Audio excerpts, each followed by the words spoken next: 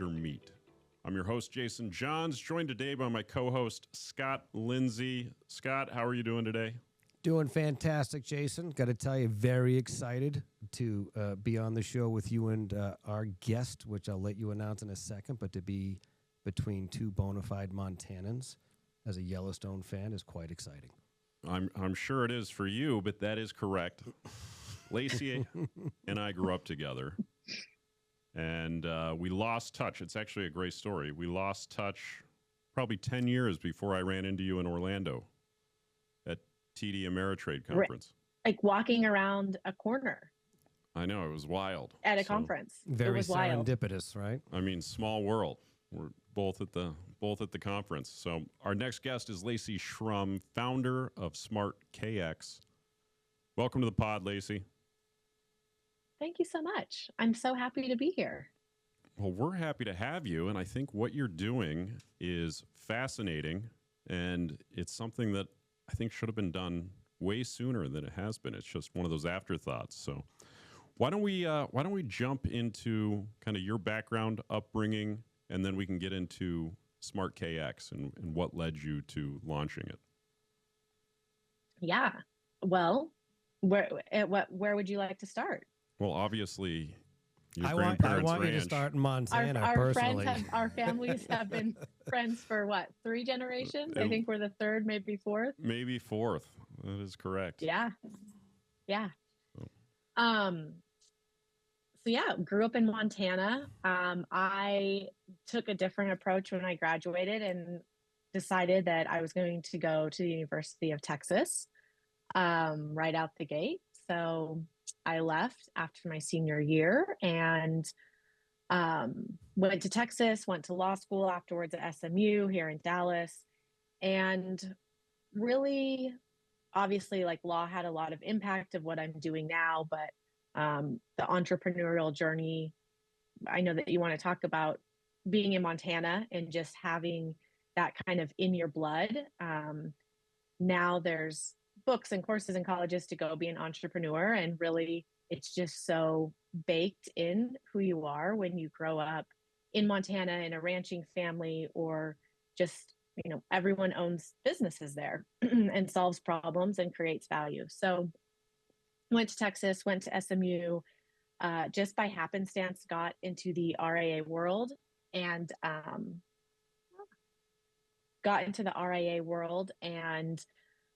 started at Bernstein and learned starting in January of 2008, which was a funny time. You remember? Absolutely. This started learning the markets and learning how everything worked behind the scenes. Worked my way up from doing client servicing into the legal and compliance CCO roles. Got out of that space and really got the technology bug, learning about particularly Bitcoin at that point, just why and how it worked, and like just doing a deep dive based on curiosity about it, which I think that curiosity comes again from Montana roots and just the values that were ingrained in us. And then after I kind of got into the tech scene, I was working with a law firm here in Dallas that was very venture and tech focused, and they were very good to me. We still have a great relationship, and said, like, if you want to practice and do the things that you want to do, we're not going to try to hold you back from looking at different topics. Like, we'll let you do some whistleblower cases. We'll let you do some Bitcoin expert witness. We'll let you build this tech. And so I built it when I was in-house there for, the first few years. So it was really a great spot to kind of get a jumping off point. Well, it's great to have that latitude. Yeah. Yeah, I mean, there's not a lot of lawyers out there who are like, oh, let me go do all these random things and like learn about them. So it was fun. It was a really great time. And then I just remembered and kept working in the RIAs of all these blank spaces that needed filled with technology, and decided to build one. So did you ever wonder, so I got into the retail side of the business maybe 2 months before you, coming in October of 2007. if you knew today, you knew then what you know today, do you think you would have continued on the path? Because I look back and think not knowing anything made it a lot easier to roll through 2008 as that year progressed on. Yeah, I mean, I didn't have any finance background. I mean, I took a job starting in January of '08 where one of the questions was, do you know the difference between a stock and a bond? And I did know the difference and I got the job, but I'd interviewed at Lehman, I had interviewed at Goldman, at Bear Stearns, like all in the same building here in Dallas. And so when I got in and then I'm doing all these reports, I'm like, I don't know how these guys are making any money. Those reports are just down. Oh, is this normal? The market goes up and down 1,000 points a day. Yeah. I haven't been paying attention. Yeah, I was like, what? I mean, I'm 23 years old. So, yeah, I do wish, because there's a lot of things I would have invested in. But yeah, it was kind of nice. Like they just were kind of oblivious to what was going on and just like, you're 23, you just go and do your job and try to make some money. Yeah, I think it's great environment to learn in. It was just a different time and place, right? And again, I had come into the industry a little bit later in my career, but the same problem is not fully grasping what was really going on, how bad it really could have been. And I think that was the blessing for me, because it was just, I was more worried about learning the products and getting better at my job and being like, is this always this hard? And they're like, it's never like this. And I'm like, I don't know any other environment. This is what I came into. That's great. We hopefully got the bad part over early. Well, there'll always be another. Oh yeah. Well, at least now the next day we're around. closer. Yeah, that's absolutely true. Closer than we were yesterday. Well, let's jump into SmartKX, because I think that's a fascinating service that you're providing for firms, and I'm sure a lot of them just aren't even aware that it exists. Yeah. So SmartKX, looking when I was in the RIA and I worked with other RIAs, this revenue and fee calculation was just ignored. Like it was something that someone did in the back room, and he or she had been doing it for 10 years and they knew everything that was going on. And it just wasn't something that was really thought or worried about until a client asked, or, you had a SEC examination.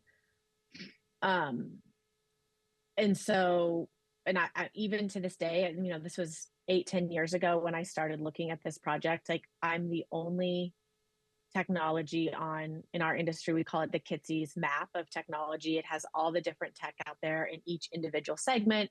It's getting more and more difficult to read, though. It is getting very, well, I mean, AI, everybody has an AI product now. He's going to need like a giant printout soon. Yeah, until the 2008 comes, and then it will take care of themselves. But I'm the only one on there that's focused solely on AUM fee calculation, really revenue. So the whole process from clients saying yes to signing to calculating, collecting, and reviewing revenue, which has been very surprising for me, really, that it's just such an ignored piece of the industry. If you go to the big techs, like an all-in-one platform, they'll say, we built this because we had to, and we built it as a report.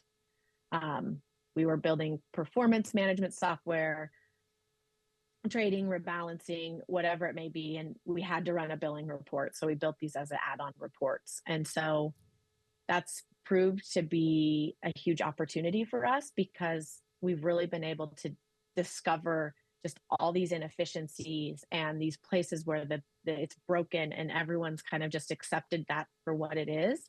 And just build new technology that solves problems. And really the problems are the advisors, clients don't have a transparent fee. It's not fair in a lot of cases across the client base, and advisors are losing money. So we're bringing technology that solves those problems. Well, and this isn't a new concept in our industry, right? Daily accrual has been something that has been around income funds or on the fixed income side. Why do you think that it took so long to jump the line to the other side, where the same benefits could benefit the client? Yeah, I think so. This is a new question to me that you're asking, and I think just off the cuff, like our industry prides itself on being really segregated from the broker dealers, the products, anything else out there. The first inclination is for someone in our industry to be like, yeah, but we're different, right? Like we're a fiduciary, we're billing by AUM, like we are very different. And so that might be it. It might be that it's just quarterly in advance is very popular. That is the way everyone billed because they got paid up front, which makes sense. You aren't able to do that with an average daily balance. And really combining the two it's not easy, right? Like you've got to build a lot of calculations and it's not a spreadsheet. You've got to build a robust 3D system. And so it just kind of like sat by the wayside of, there are not independent RIAs, but when you're with a large bank or large broker dealers that do that, and just like a hidden gem in there. I wonder, a lot of it's probably this is the way we've always done it. Oh, 100%, right? And It's just the consistency, right? And you don't want to make change, right? And everybody works on the same program, so it kind of, escalates across. Well, do you want to ask me what my favorite tech platform is for my day-to-day job? Sure. It's Excel. And I'm sure there are many advisors out there who feel the same way, but Oh, it's my least favorite and favorite at the same time. well, I can see that. Yeah, I mean it's necessary. Like you need it. We use it. I use it every day as well. 100%. But maybe not to calculate fees. No, when you're managing, 125 million up to $25 billion, like the big things need to be, you need to just have that data. Like you need to have access to what your fees are, not only to calculate them, but just to understand your business. Probably the other big surprise for me is just being able to analyze your revenue and determine where the friction is, where the loss is, how to make those adjustments. You cannot do that in Excel easily if that's not your full-time job. And people weren't doing that before we put our product out. Does it help you also with projecting, right? If you are doing this type of billing, does it help you plan more efficiently? Yeah, I think so. We haven't gotten too far into like the projections. What it does do is it helps you capture what is happening across the quarter. So if you build quarterly in advance, you build on December 31st value, and like anything that happens this quarter does not matter to you. Just that day. Just that day. Yep. Right. And so we're able to give you the access to the entire quarter. Well, then if there's a end of quarter market volatility or values go down, you're worried because your revenue went down, commiserate with what the assets did on that one particular day, and then you're thinking, oh, to be even, we got to make up for it in the next quarter. And if the market pulls back before you run billing on December, let's say on March 31st, you're pulled back and your fee is set in that. And then just as you learned in 2009, you're not going to catch the up because you don't catch anything going up until July 1st. So like you've just missed the up on your compounding on your fees. Right. I imagine that adds up. I would say yeah, it so. adds up to about 2.5% a year. Incredible. Just bleeding revenue loss.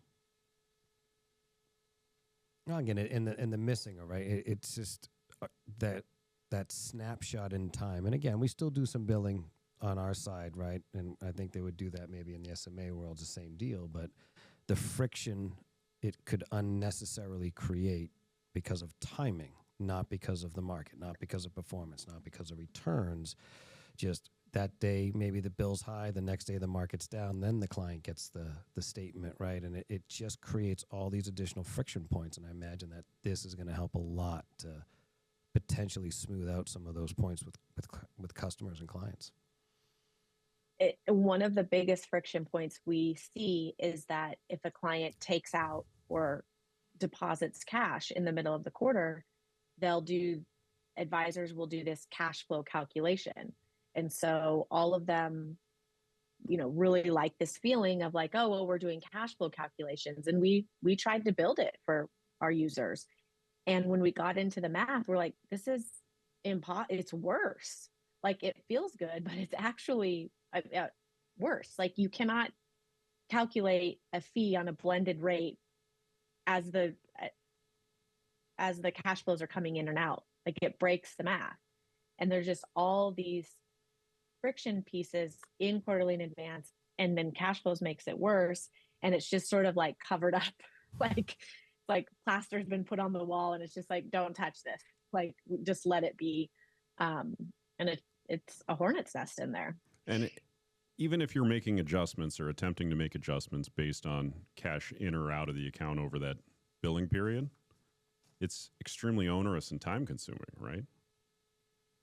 Yeah, even in the systems that do it, like, there's a lot of assumptions and rules you have to make. Like, does that include dividends? Does that include, like, is there a cap? Is it $1 or is it $100? Is that cumulative? Is it day of? Is it the whole quarter? There's just all these rules that you have to decide on that are not transparent. So, thinking about this, having an extremely transparent billing process, more so than we just bill on the quarterly in advance at the end of the quarter. Knowing exactly how that fee is being calculated on a daily basis, I would imagine that also helps from an enterprise value standpoint. Yes. What it's helped a lot on from enterprise side is attracting advisors, and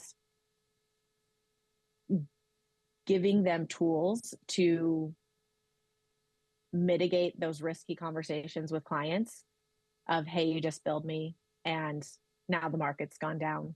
Oh, we'll discount next month. Oh, we'll change your fee for this. Those conversations are just non-existent at this point. So that's been super helpful. Attracting advisors. We've also done a lot of study on if you're acquiring firms, two firms that are acquiring, let's say, the same exact firm, depending on what methodology they put their billing on, is about a 5% difference in their return. So firm B is already making, firm B is already making 5% more because of the billing methodology that they put their acquired firm on. And that matters for the seller too, because that affects their payout. Well, I imagine it helps advisors have confidence in their fee, right? As how and their value and their value behind it, right? And this doesn't apply just to advisors. Anybody who's in a service business that doesn't have that confidence in their fee, every client they talk to potentially will have a problem with the fee, right? So I think just another thing of and be able to explain it. This is how it works. Just another layer of removing that unnecessary fee conversation when it doesn't need to happen. And you're really putting yourself in, advisors love to say, like, we win when our clients win. We're right alongside of you. Like, we're not taking commissions. That's another selling point of theirs. However, quarterly in advance somewhat does that. Like, that's a conflict from that story that you tell clients and really yourself. And so with like this new feature, the Smart Recon we've been talking about, you are truly alongside the client. Like, market goes up, market goes down every day. You are billing on what you are managing. What money is at work is what you are getting compensated for, not just what it was at the beginning of the quarter. Complete alignment, right? Like, we use that all the time. Like you said, it's sitting on the same side of the table as your client. Well, let's use a real world example. I mean, let's take 2025 as a year. So you bill on last day of March. Liberation Day. And then we had Liberation Day. Tariffs. So the account values were vastly different over those 2 days. Well, then you add in, folks that, in their process maybe rebalanced at some point by the end of April, right? To potentially capture that upswing. Right? There's a lot of different factors, I think, that can get lost in the shuffle. Right. And there's probably Go ahead. Go ahead. Go ahead. I was going to say there's probably an idea that they balance each other out. Yes, there is an assumption. Correct. I won't repeat what my mom always used to say about assume. But for the end clients, I mean, sometimes they're going to be charged less than they should have been, and sometimes they're going to be charged more than they should have been. But because it's one day on the quarter. It'll balance out, right? Oh, the next quarter will be down or up, and then by the end of the year, we hope we kind of get back. Right. You hope you kind of get back. Right. I mean, this isn't new to you. You've had this conversation before. The other thing is, 100% advisors are always like, well, it works out in the end. And it does. I mean, sure, if you want to believe that, but we've also done the math. Like, it's about 2% a year that you're losing in revenue. Like, it's not working out. Like, you're actually leaving revenue on the table because you're missing anytime the market goes up. Which is fascinating. I mean, that is a meaningful amount that you change one part of your process and you can increase revenue by 2%. Yeah, I mean, for an $8 million firm, that's about $1 million a year at a 10x valuation. That's $10 million in your valuation. That's incredible. My head's spinning. I mean, this should be universal. I think it should be universal from a billing standpoint. From your lips to God's ears. That's what I'm working on here, Lacey. He always says if he goes back to Montana, it's easier because he's closer if he's on the top of the mountain. Right, but I don't know if we can trust Lacey. Every great Western started with Texans going to Montana, and so she's including the best one, Lonesome Dove. Correct, that is the best one by far. But she's more like Wagons East with John Candy when they're deciding it wasn't for them. Is that with, I feel, speaking of John Candy, I feel more like I'm planes, trains, and automobiles. About, are you John Candy or Steve Martin? I think I'm John Candy. Maybe I'm Steve Martin and my husband's John Candy. All right, that's better.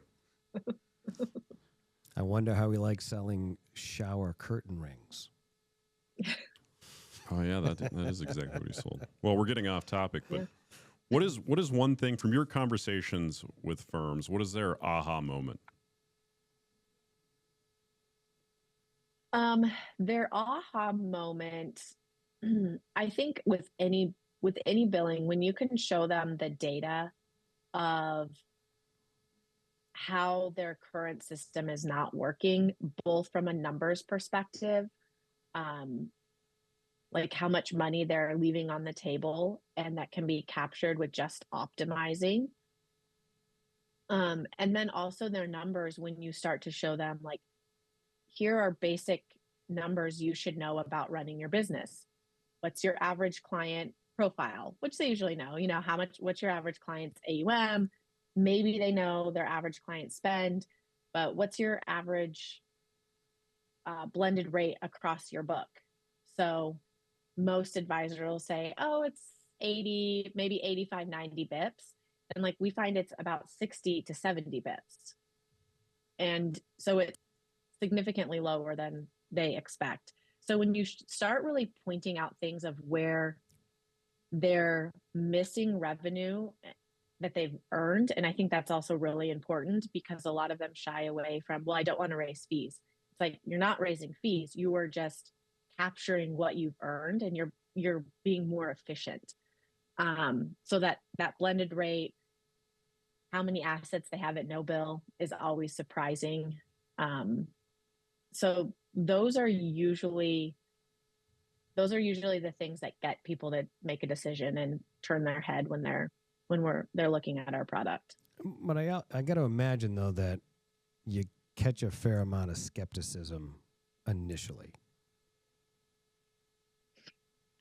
Right. And then at some point there's the aha moment, but rarely does the aha moment, because again, it seems so simple and logical, but it's the fighting of the way we've always done it, you know?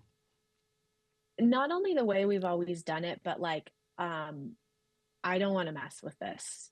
Like, I don't want my clients to know that their fee was actually 100. I've been charging 75 and now I'm going to charge 100. Like, I don't even want to deal with addressing my value or what my fee is for the work I've done with clients. That's the biggest skepticism for sure. And so if I just like leave this over here and I just kind of let it be, I'll just take it on the chin. Well, and it's such an integral system. However they're doing it, it's across all of their clients. They'll feel it. So maybe part of it is just, let's not rock the boat. Yeah. Everything works right now. I can see that. And everything feels like it's fine. And like, I'm aware of these underlying issues, but also those underlying issues mostly affect the advisor. And so they're like, I'd rather just not handle this and like just let it be and take the issue myself. But you know, private equity is coming into our space and they're not going to take the issue. No, that is definitely true. That brings up an interesting point. Since you started in the RIA space specifically, how much has it evolved or changed? I mean, it's a completely different landscape now than it was 10 years ago. Yeah, the landscape of just the amount of people just being acquired and these big firms just gobbling up. And then of course you see the PE money coming in, and a lot of the PE money that I see, it may be like their first or second or third venture into our space. So I think that's only going to grow. I mean, it is a very lucrative business. It is a service business, but it's also a lot like SaaS because it's recurring revenue. It's easy. The client doesn't have to write you a check or pay you by credit card. And it's, free, but I mean, you have to pay to calculate it, but it is free to collect. You're not paying a Stripe credit card fee or anything. And like the market does go up over time. So it keeps the growth is built in to continue over time. So I think the private equity and the outside money is just going to continue to filter in as tech gets better to help them optimize. I think it's got a pretty long runway. I would agree, and Michael Kitsis just posted on LinkedIn the chart of growth by channel, and fully independent RIAs are the fastest growing and have been for some time, but there was also hybrid for a while, and now they're seeing that go down. The hybrid or the fully independent? The hybrid, because they're moving. Hybrid. They're moving fully independent. It's the second breakaway. They're breaking away again. So I think that's interesting. And it's just so easy now. I mean, think about how much easier it is to just start a business than it was 10 years ago. Like everything's online. You can whip up Gmail in 10 minutes. You can have a website up. You can have decent content written very quickly. It's that whole world has just been flattened and continues to be that way. Like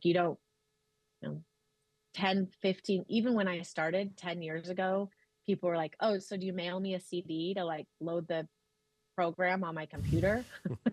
Because that wasn't very far off. I have 10 a years floppy ago. disk. Yeah. And now you're just like you're buying and getting out, buying things and canceling things with just clicks. Is some of the skepticism, if we go back to that, I would imagine every firm has nuances and certain complexities. And they probably don't believe that it could handle different splits and how they're, especially if you have advisors spread out in multiple offices, multiple locations, which we're seeing more and more of in the RIA world. The super teams. I don't see a lot of pushback on like, can you handle this certain thing? Now the teams, the different offices, yes, like they've got to handle things much different because their advisors want to see their book or, you know, their clients only, and then they want someone oversight of it. It's not really the capabilities of like, now I do see a lot of advisors who you'll get in and look at their billing and you're like, every single one of these has an exception. And they're like, oh yeah, but we this is special. This is this way. This is all these things. That definitely is a problem that they're well aware of. So we can calculate almost anyway. One time I got a nasty gram from someone. He was trying to do something just absolutely chaotic. And I'm like, yeah, we don't do that. And he's like, you said that you do anything. I'm like, well, anything within reason. No. Yes. Depends on which day you ask. Backwards way of doing it. But yeah, that's where we see our biggest offices. Like they, of course, and that's really enterprise level. Like they want to be able to split up access levels and abilities and really compliance controls. So can, Jason in our South Carolina office, when he meets with his clients, need to do all these, can he do all these things? When Scott in our Detroit office, he can, but Jason can't. So things like that, like control issues for sure. All right. If someone were to engage with you, how onerous is that process as far as implementing Smart Recon across? Yeah, so it's not that onerous anymore. Certain portfolio management systems out there that they may be running billing on, we have capabilities now to just bolt on to that. So they don't really have to do any of the onboarding that they had to do before. We can actually ingest the data every day as far as values. A lot of times if you get over 1 to 2 billion, you have multiple custodians, small custodians. We can take all that from your portfolio management system or a data lake, as well as all the initial setup. So it depends how big you are. If you're under $1 billion, we can get you on in a week. And then of course, when you get up into the 9s and 10s, like that usually comes with some customization on reports. So that's anywhere from a month to probably 3 or 4 months to do the onboarding and testing and review and adjustments that are needed. I mean, as far as some of the ancillary benefits, I have to imagine this could be a game changer for recruiting, right? Because it is going out and you identifying as the person who's the acquirer, is this something that is viable? How are they running it? And then going back to them as the recruiting side of, hey, when you come in, this is how we run our billing. This is the benefit. It's just an unbelievable value add. Yeah, it's fair. It's more fair to clients. It's more transparent. It's easier for you to explain. You see a lot in recruiting. They're upselling what their back office is, and yeah, this is a huge one. It is all these great things for clients and for you, and it also increases revenue. The true win-win. Win-win-win, right? You got to throw the third one in there. Easy to explain, transparent. Well, if we move on from SmartKX, what is, I guess, any last words on your conversations, how people are finding you, and then, of course, where they can find you? Yeah. So I think the most, one of the questions you ask is like, what are most advisors missing, or what is sticking out like a sore thumb in their process? And I would definitely say this quarterly in advance is hugely ignored, because that's the way it's always been done. And that's what people are continuing to do. The cash flows thing is a huge operational and compliance nightmare. And just having advisors know that there's better technology for billing. Like it's been sitting on the sidelines, it's been ignored, and there's so much innovation that we've made. In here, we haven't even hit on the piece with documenting the fee, being able to make those adjustments in real time just by clicking rather than having to send out new documents. And just like we're the only people out there pouring money into innovation and billing. All of our products has been user based and off their feedback. So we're product led, and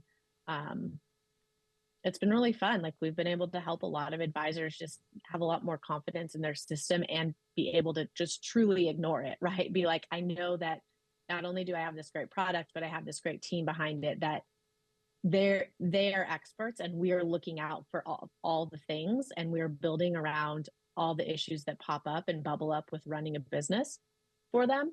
So that's the most exciting part for us. Well, again, it lines up with probably one of the oldest adage about business and going out of business, which is the epitaph usually will read, "This is the way we've always done it," right? Failure to change, failure to keep up with it. As you've had these conversations with folks, have they had any other aha moments that surprised you in terms of as they thought about, I mean, a simple fix, but has this spread into any other areas of their business that you weren't prepared for? Or have you guys thought about things differently outside of billing that might be something right in front of our face that we're looking past?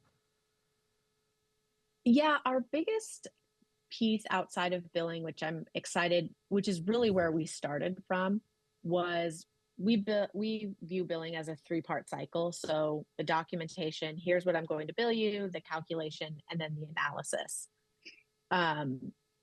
And those 3 things go in a loop. And that's happening in every firm now, whether they're actually doing it or not.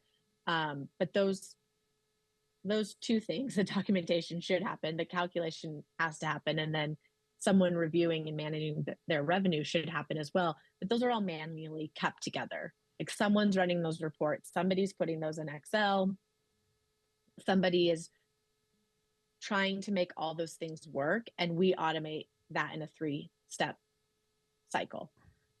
So while large enterprise firms come onto our platform for billing, what's really exciting is that we also have that client agreement piece, so that when they do recruit that new advisor, they can immediately send the agreement with the calculations, everything that needs to go to the client, and that account is ready to be billed immediately.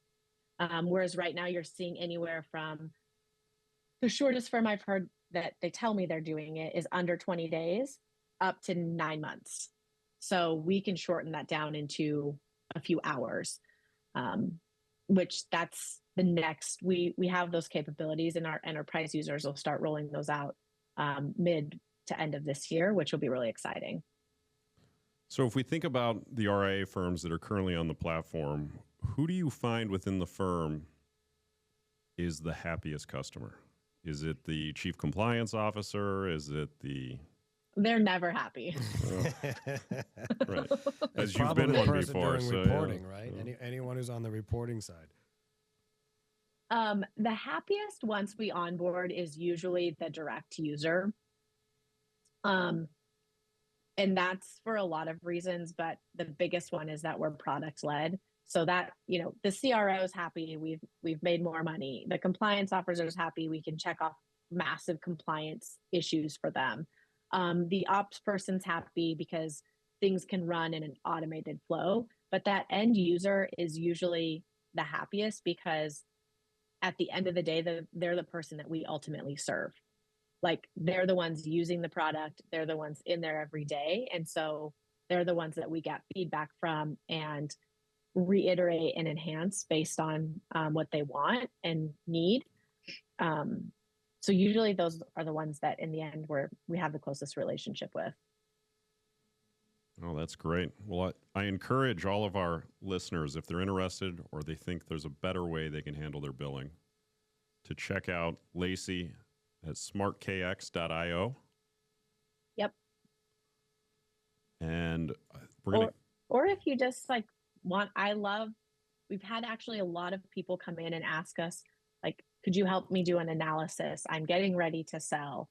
or I'm going to join forces, or I'm going to acquire, like, review. I can do so much I do so much analysis. Anyone who comes in for a sales demo, like, I can review so much and tell them where the bodies are buried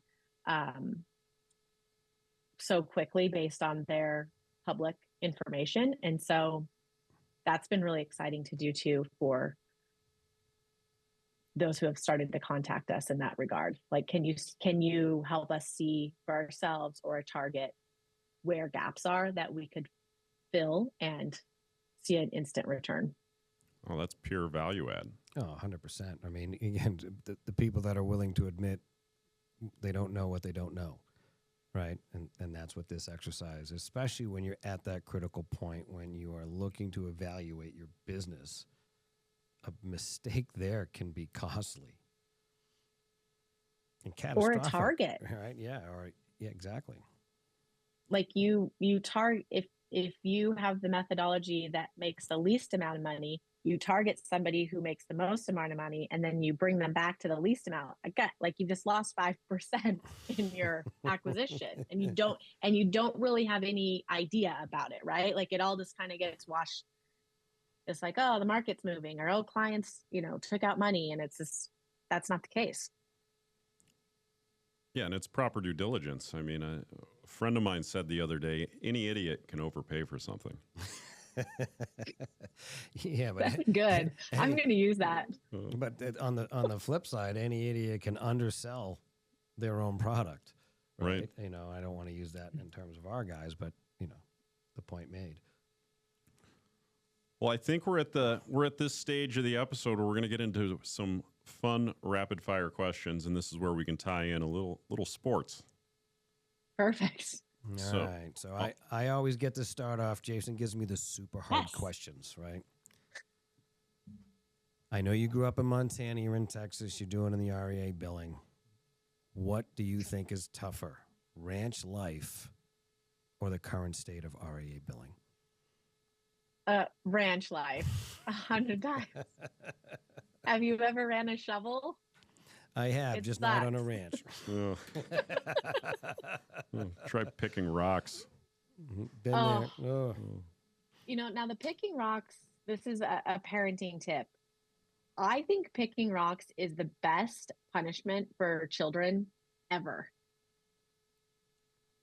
Like, it is, and I have tried to find a way to emulate it here in Dallas, which is really difficult, but, like, it's such a good lesson. It's, like, a little bit painful, also safe. You got to sit with your thoughts for a while. You've got to, like, work through to, like, fill up the bucket. There's just so many great lessons about it that I try to, but whenever we're home and my kids get in trouble, I just really send them picking rocks. Go fill up a bucket. Oh. You can do what they used to make me do for spitballs in school, which is throw 100 spitballs out in the yard and don't come back till you find them all. Ooh, that's good. Mm-hmm. Well, and then you're outside. Okay. You're outside. You're with your thoughts. You're doing the same thing, but it's just you throw them out in the grass, and then that's your punishment. Let me tell you, that's good. You don't like to do that twice. All right, so little known fact about Lacey: she is a Kansas City Chiefs fan. Recent? We've been fans for quite a while. Okay. So not Taylor Swift. Okay, that's where I was getting. Taylor Swift. If that's what you're insinuating. So it was Patrick Mahomes. That's what it was. Can confirm it was pre Taylor Swift. Whose program's in better shape right now, Kansas City or Detroit? Well, we have to say right now is midday on January 22nd, because I feel like the NFL world has, like, I wish I had my own podcast about all the craziness of NFL right now. Like, it's just, things are just happening so fast. I think they exist. We got to find one. A lot of head coach moves. A lot of coordinators. A lot of head coach moves. A lot of head coaches. A lot of coordinators. Yeah, and vice versa, right? Yeah. I don't know. I mean, I think today Kelsey's coming back. They're saying today they're saying getting that. a new. Yeah, they're saying they're getting a new OC. I have not seen official word on that. I think Detroit's missing an OC as well, right? Not Did he leave? anymore. Just hired Just one. hired a new one. Oh, who'd they hire? Arizona. Yeah, the offensive coordinator. Oh, God, that was a good move for him. Close personal friend of the prior successful offensive coordinator. So I think they're trying to keep Ben it Johnson. within the same guardrails. I like Ben Johnson, but well, isn't Kansas City building a brand new stadium? Right, Arrowhead, the loudest place on earth, is moving I hate on. it. The new one. I hate a dome. Sorry, but I just do. I know y'all have one in Detroit. Now you're going to be just like I would Detroit. love to go. Well, and Chicago's getting one too. They are in Soldier Field, so historic. I know. The outdoor it's so historic arena is because it's not a multi-use facility. It can't, you think about putting that down there and justifying it sitting. You can only have so many outdoor hockey games, right, as they move those things around. But I think it's the concert revenue. Yeah, it's just, it makes it a use facility off season. Right. Oh, 100%. I mean, especially if you're having to foot the bill, as a community or a state. I mean, as a community. Right. It's not they're putting most of it. No, that's what I mean. They generate the revenue back. Yeah. Right. I don't know who's in a better position. I would say the Chiefs, but I'm a huge Dan Campbell fan. I think he had the biggest trend of the season, even though not having a great season, was 4th and 1. Last season he started he was the man for that. Everything was 4th and 1. He was going for it, and now every team's going for it on 4th and 1. It is kind of funny because I think the analytics would support that. Well, and that was what I was going to get to. Right back to your world is somebody ran the analytics on it, and it literally tells you going for it is the best outcome that you could hope for.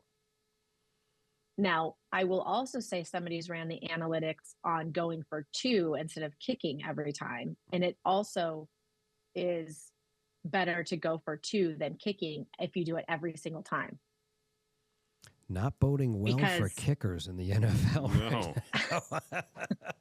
We still need field goals, but if nobody's kicking field goals, I mean, Chicago fans are probably like, why didn't we kick the field goals?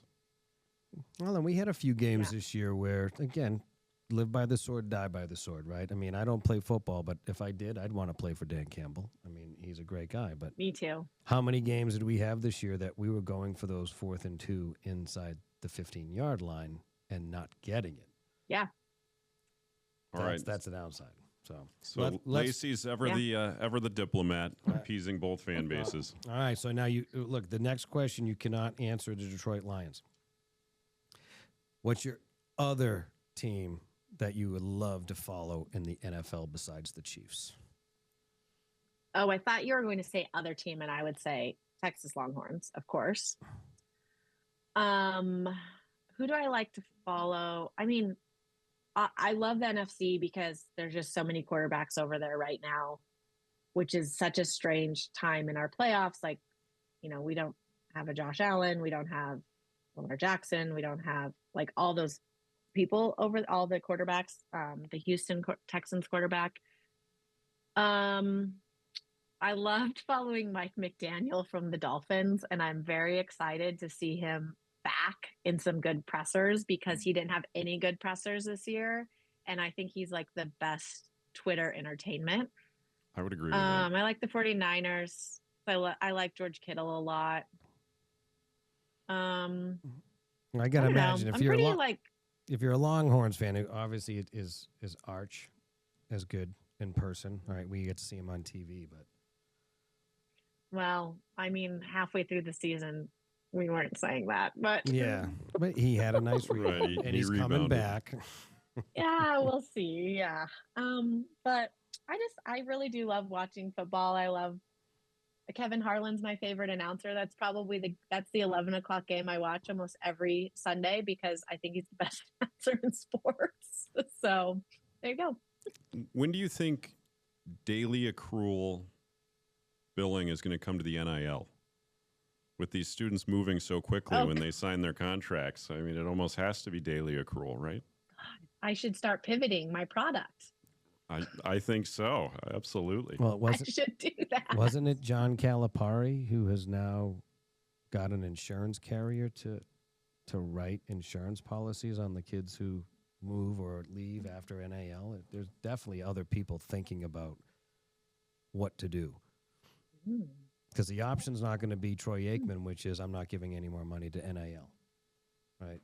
And he came out and said that. But how do you? Oh yeah, didn't he say that they never wrote him a thank you note, and so he just was not going to give them any more money? Never and wrote a left. thank you note and left the school. team. So he's like, why am I giving money? And then you can't constantly go back to the well, right? Eventually, you're going to run out of alums that are giving money. So you almost have to treat it like a business, which is unfortunate. An endowment model.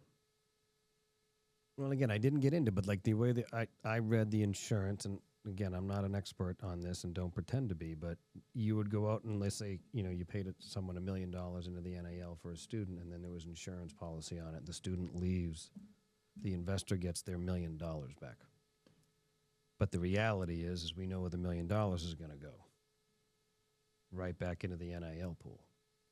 So creating a loop to protect kids from walking away and investors. It's actually a good idea because you don't feel like you lost anything. You don't feel like you lost, and then you don't feel like you got, screwed over, so to speak, but you're still able to put it back. But the problem is they're going to start doing contracts. They have to.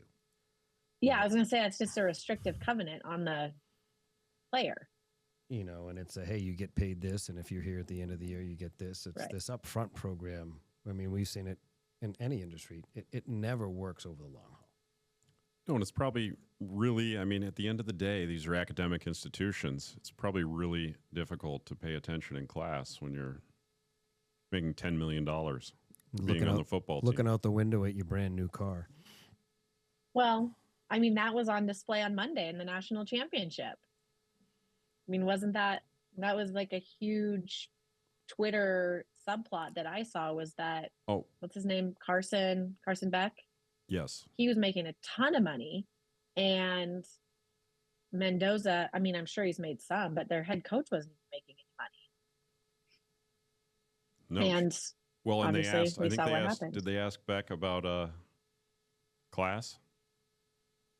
Oh yeah, and he's like, I was out of here. I graduated 2 years ago. Well, the 5-year program should be coming to an end soon because that was a COVID, but I don't know if they extended that 5th year of eligibility that everybody loves to take advantage of. And again, for COVID, they had every right to. Well, they always had a 5th year if you redshirt. You had to redshirt, though. Now you have a 5th year of actual eligibility. And again, it was COVID. And you can come from different divisions, too. Mm-hmm. Like if you come from a different division and go up, it doesn't count against you. When I was in school and I was an NCAA athlete, if you left your school, you sat out. Either the remainder of that season or a full year, and you lost that year of eligibility. And now, again, ultimately, I think it's a good thing. It just like everything else, like RIA billing, it needs some refining to get it to a better place. All right, and there I think speaking of national championships, Jason has not addressed another Montana national championship. The Montana State Bobcats is who Lacey's referring to. He did address it, Lacey. So in fairness, I gotta get Jason on this. He was so excited that the only cheer that Montana State could do when they won the national championship was their favorite cheer against their rival Grizzlies. Correct. It just reeks of little brother syndrome. It's the only cheer. You just won the national championship, and all you can think about is your in-state rival. So, we've got our own little brothers here that are, A&M and OU are the same way. But yeah, now but Texas, Montana State played. What? Oh, now Texas Tech is in the mix. They got a lot of money coming their way. They've got one big donor that is massive. And then, of course, Mahomes. But I was going to say, and they got a they're not in the marquee SEC. player in the NFL. Doesn't hurt either. I call them unrequited rivalries in those, like, what's Texas's biggest rival? A&M or OU. I was going to say OU. OU. Right? I would have said OU. Well, just because A&M's been gone for so long and like they're in the same state. So A&M really likes to claim that like they are the, top tier football program of the state. Which they're not. They're essentially Texas's little brother. But did SMU So they're the Bobcats. They're the Bobcats of Texas, is what you're telling me. Yeah, but they've not won a national championship in any recent memory. So just like now, the Bobcats, until this year, it was 1984. All right, so I have a great trivia question for you on the national championship. It was just a stat. How many years has it been since an NCAA football national champion was a first-time winner? Oh, I saw this and I can't remember who it was. Was it like 20, 25 years? A little bit higher. Ooh. Don't know. It was 30 years. This is the first-time national champion in 30 years. That's amazing. Who was it? Don't ask me that. We looked it up the other day and in the office, and certainly I can't remember, but the stat that came out was just first time winner in 30 years, which is insane. I will say I know Montana and Montana State pride themselves on being a great rivalry, but if you ever get the chance to go to a Texas OU game in Dallas at the Cotton Bowl, I would suggest doing so sooner rather than later. Every year, I feel like it might be the last one at the Cotton Bowl. It is the best game. I've been to really big games, a lot of football games, and that is just the best audience, like the best experience out there. I reco. All right, I'm going to put that on the list. I think that's a must. That's a must attend a football rivalry game. Well, again, from a non-football community up in Boston, Massachusetts, our only association with the Cotton Bowl was the Flutie Hail Mary at the Cotton Bowl. Other than that, it did probably happen at the Cotton Bowl. Yeah, it did. Yeah. Gerard Phelan, back of the end zone. But, the football team's only good at BC on a national level, not quite as often as we see in Texas and here in the Big Ten. That's the truth. Well, we've taken a lot of your time, Lacey. This was an awesome conversation. I'll put in the show notes where they can reach you.